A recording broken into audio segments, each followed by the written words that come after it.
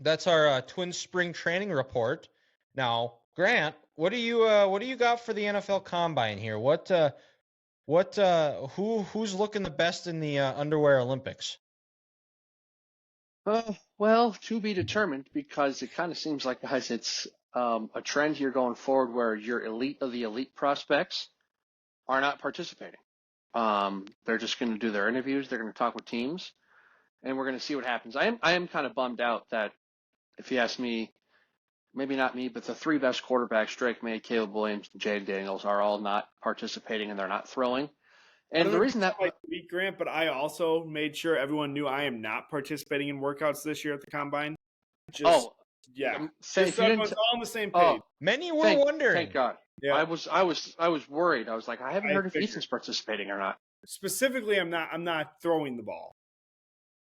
Just What a interviewing. shame. Yeah, What a shame. yeah, But just the interviewing. reason I kind of bummed out those guys aren't is because why not go out and compete and put yourself out there and show you, hey, I can do this with any receivers I have. Look what CJ Stroud did last year. He went out there and he absolutely dominated Indy. It was the first time he was ever able to participate in anything in Indianapolis.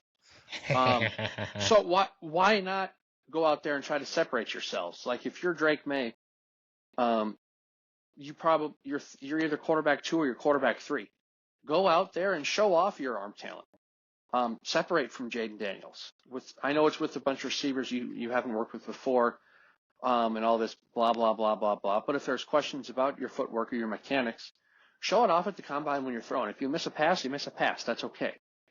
So I'm kind of bummed out the top quarterbacks, aren't going to be doing that. But I'm just kind of the one thing that's always intriguing to me, guys, is the people who test well, but then when you watch them on film and they don't play like that. They don't play like they test. Like your receivers who run a 4.3 or your running backs run a 4.3, but they don't have that breakaway speed, and you're like,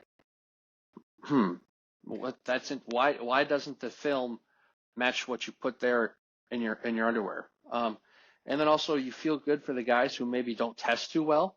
Like last year, like Puka Nacua, I think he ran a 4.57. Ivan Pace. Ivan Pace, I think a fifth. No, Puka was a fifth rounder, and Pace undrafted, and they went out and they were all rookies last year. You feel good for those guys. So I'll be intrigued to see some of the players like that, and then what I'm really intrigued in is to see what Cooper DeJean's not going to participate because of the broken ankle, but Yeah. is he going to play corner? Is he going to play safety? His 40 time would have determined that. So I guess we'll have to wait till next season and see where he gets drafted. Yeah, and you brought up a good point though, Grant, about the about guy runs a 4.3 but doesn't have breakaway speed. And Mark Schlereth was talking about that on his podcast, the Stinking Truth podcast, about how when he was going, he didn't get invited to the combine. He went to Idaho, so he was going to be a late round draft pick. But now it seems like teams do is they use the combine to justify why their production on the field doesn't work out. Where it used to be, oh, this guy tests well. Let's see let's turn on the film. Let's see what this guy does. Let's see and then let's see what the testing is like. Oh, like Mark Schlereth talked about how he, he was just mauling people at Idaho in the Kibbe Dome, and then when he would do his testing, like at his pro day and stuff, he tested well, and that it justified that he was, just added reason as to what made him more of a desirable draft pick for teams.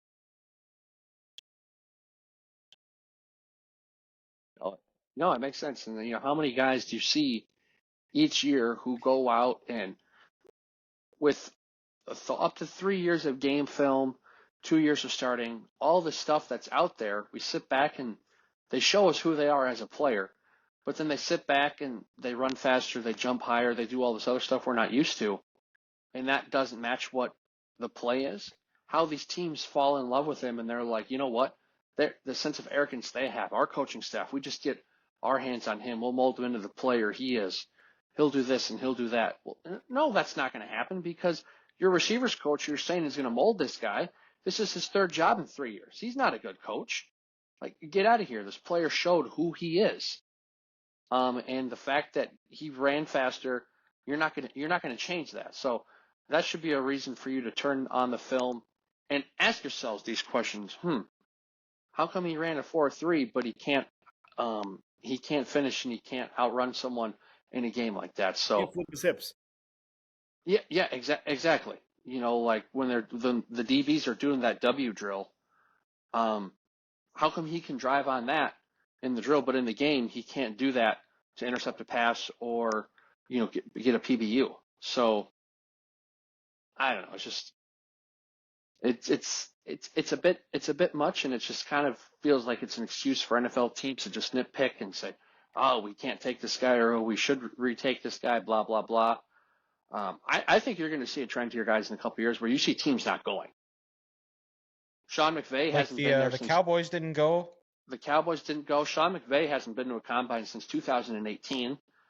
Shanahan and his staff, they're staying in Santa Clara.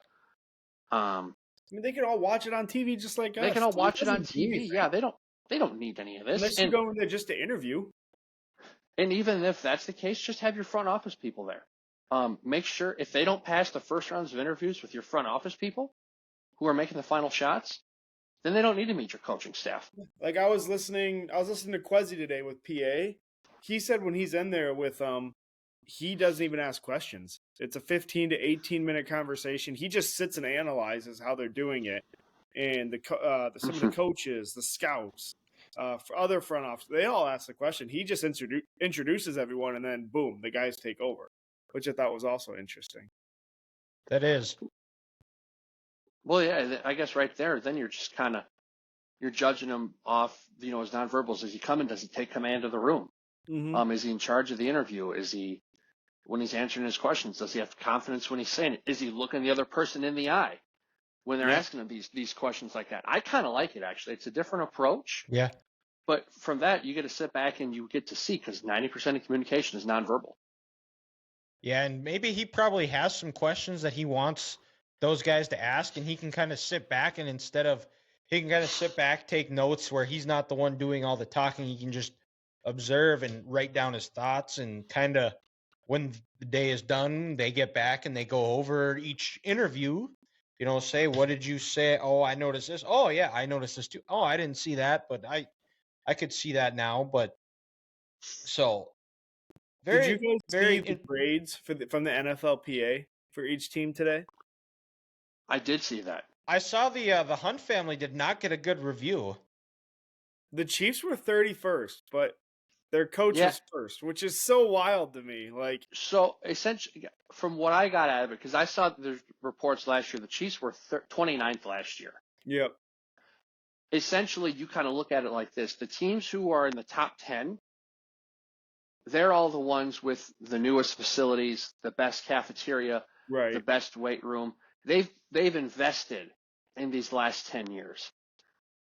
Their airplane is up new and to date when they travel well. Yeah, a lot of this isn't about football. It's not about football. It's about your day-to-day operations. Mm-hmm. And to your point, the Hunt family, Clark just seems like a real cheap ass. Like, I think last year when they were ranked 29th, the Chiefs came out and they said, hey, you know, something about we need a new locker room. We need new chairs in the locker room. The locker room's not up to date, blah, blah, blah, blah, blah. Well, his response and his justification was this: well, we just got done with a playoff run. We didn't have time to do any of that. Which it sounds like they actually just announced that they're going to be doing some renovations at Arrowhead. And Dylan, that's the funny thing. Today it comes out that as an owner, he got an F, and he's kind of a cheapskate, and he doesn't want to redo these practice facilities and get them more state of the art. Right as this report comes out, they announced that they're going to put like $800 million total into renovating Arrowhead to keep it up to date and such like that. So they released that. They knew what they were doing. They were well. And the other part too is there's rumors that Kansas City or the Royals may be moving downtown, which also so then they have the would whole leave parking lot to themselves. So what they decided to do with Kaufman, It's a pretty big stadium. They could build a nice state-of-the-art facility. And you know what? Who knows? Maybe not having the nicest facilities, that doesn't always translate to wins. Just like my NFL team, they've got one of the nicest facilities in the NFL, and they don't win shit. So you know what? It keeps those guys hungry. Stay humble, eat crumbs. The only one that really matters is the coach one, and this is the first year that one came out. Andy Reid 1, KOC 2. Yeah, and if I'm not mistaken, was Dan Campbell 3? I don't know. I didn't see it. Yeah. Actually. Another one that I thought was interesting for this was the training staff. Yeah. I saw the Vikings got an A. I think the Chiefs got like a they D were like or an F 29th or something on the training staff, and I was curious. I mean, every team deals with injuries, but what was Washington's? Washington had to be dead. Washington, they got an F in everything. Yeah. Yeah, like 7 of the categories I saw, Dylan, they got an F. That's such a shame. So sad. Oh, it is. But yeah, with the Chiefs training, like unless maybe just it's an old room. Yeah, that's all I can think the of. pool's bad. I mean, everyone has injuries, but these guys who were hurt this year, they were all like season-ending injuries. It's not like, hey, this guy had a hamstring, this guy had a calf. You know, last year Mahomes, the sprained ankle against Jacksonville, comes back against Cincinnati and has nothing but praise for that assistant athletic trainer. So I don't know how they grade that or what goes into it, but I mean, not like it matters. The Chiefs went from 29th last year to 31st this year, and they still won the Super Bowl. Yeah. So I don't know. But I will say this: you drive through Kansas City, and I've driven by Arrowhead and that complex a couple of times. You can tell it's dated. You can tell that building is 25, especially the area around it. They need to do some around it, yeah. Because Kansas City is not known for the cleanest and the safest streets in the United States. Well, let's call a spade a spade. When you have 2 major interstate systems that run through that city, you are going to have drugs and you're going to have human trafficking. It is what it is, and to your point, you can tell that facility is 25 years old.